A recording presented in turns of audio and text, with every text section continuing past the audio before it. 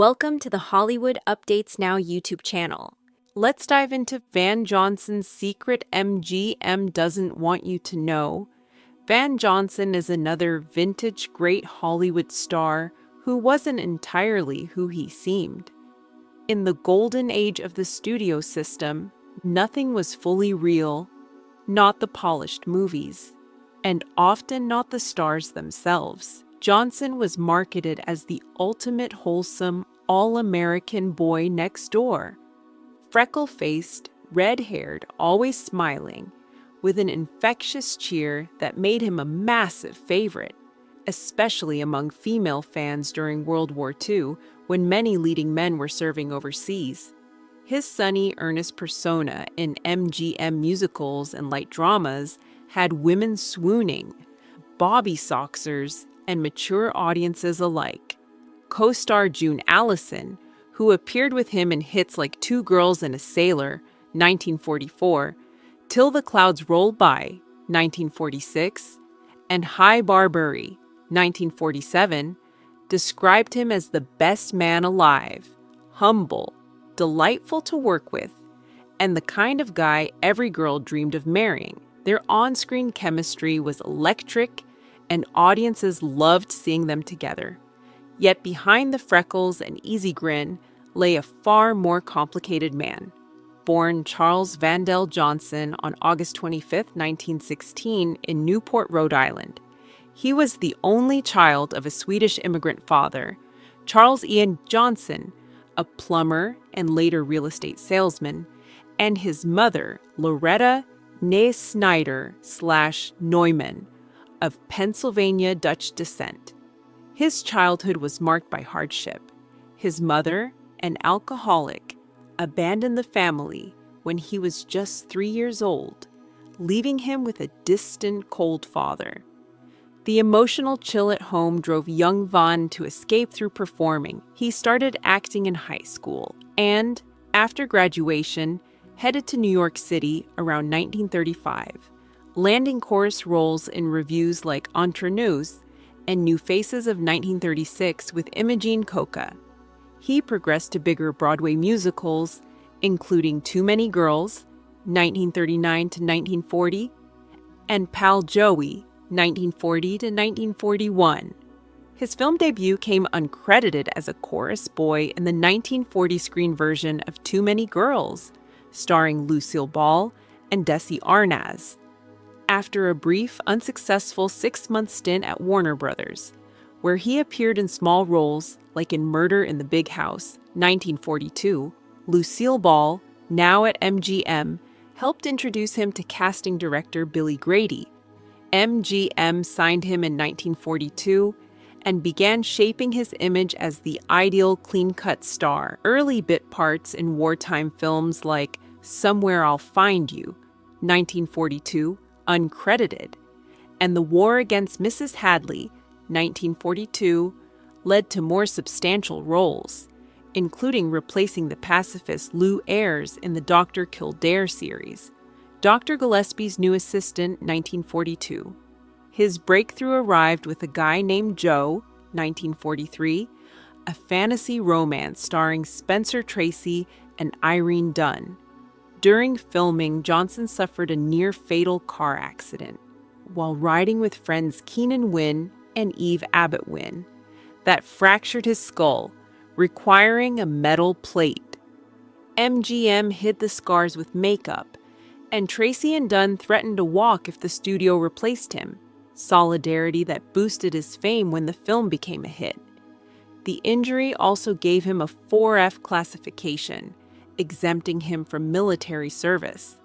With stars like Clark Gable and James Stewart away at war, Johnson filled the void, becoming one of MGM's top box office draws from 1944 to 1946. He starred in a string of successes: the musical Two Girls and a Sailor, 1944, his first top billing; the war drama 30 Seconds Over Tokyo, 1944, Weekend at the Waldorf, 1945, Thrill of a Romance, 1945, with Esther Williams, Easy to Wed, 1946, with Lucille Ball in The Good Old Summertime, 1949, with Judy Garland and others like The White Cliffs of Dover, 1944, and Three Men in White, 1944, Dr. Gillespie series. His characters were often earnest soldiers, pilots, or charming suitors, stiff, yet funny, reliable, and endearing. Off-screen, however, Johnson was moody, aloof, and temperamental.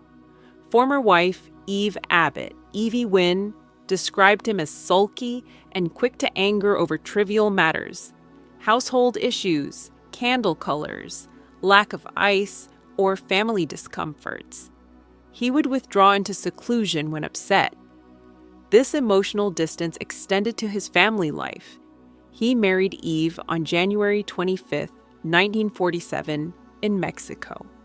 Just hours after her divorce from actor Keenan Wynn, Johnson's close friend, was finalized, the union produced one daughter, Skylar Van Johnson, born 1948, and Johnson stepfathered Eve's two sons from her prior marriage, Ned Wynn and Tracy Keenan Wynn. Tracy later became a screenwriter. The marriage was widely viewed as arranged. In a statement published posthumously in The Independent, after her 2004 death at age 90, Eve revealed that MGM boss Louis B. Mayer orchestrated it to suppress rumors about Johnson's sexuality. They needed their big star to be married to quell rumors about his sexual preferences, and unfortunately, I was it, the only woman he would marry. Biographer Ronald L. Davis noted in Van Johnson, MGM's golden boy, that Johnson's homosexual tendencies were well known in the film capital, but hushed up by the studio. Mayer aggressively quashed scandals involving suspected gay actors. The couple separated in 1961 amid claims Johnson began an affair with a male dancer during his West End run in The Music Man, with a bitter divorce finalized in 1968 involving lawsuits over property and support. Johnson's family bonds frayed badly. He grew increasingly distant, and his relationship with daughter Skylar deteriorated. Worse, some accounts say, than his own strained tie with his father. Skylar later co-authored Van Johnson's Hollywood A Family album, 2015, with contributions from her mother Evie's photos and memories, introduced by decorator Carlton Varney. The book is a nostalgic collection of candid family snapshots featuring stars like Gary Cooper, Judy Garland, Humphrey Bogart, and others at home or on sets, offering Skylar's personal recollections of a privileged yet complicated childhood. While not a vicious exposé, it highlights the contrasts between public image and private reality, including the emotional fallout from the separation. Around her teens, when Eve moved back to Los Angeles with the children while Van stayed in New York for Broadway, Johnson felt most comfortable at MGM, calling the studio one big happy family and a tiny kingdom that supplied training, support, and structure. All he needed was to show up, inhale/exhale, and charm. When the studio era waned in the 1950s, he freelanced successfully. The Caine Mutiny, 1954, Brigadoon, 1954, The Last Time I Saw Paris, 1954, Battleground, 1949, and later cameos like In the Purple Rose of Cairo, 1985. He battled cancer in the 1970s, but recovered. He returned to Broadway, Come On Strong La Cage aux Folles, did TV, The Love Boat, Fantasy Island, Murder, She Wrote, European films, and dinner theater into the 1990s, retiring after clowning around, 1992. Van Johnson died of natural causes on December the 12th, 2008, at age 92 in Nyack, New York, living his final years in relative seclusion at a senior facility. Estranged from much of his family, he rose from a painful, abandoned childhood, achieved stardom through talent and studio machinery, repeated patterns of emotional distance in his own life, and passed alone, A bittersweet close for the man once packaged as Hollywood's perfect, cheerful boy next door.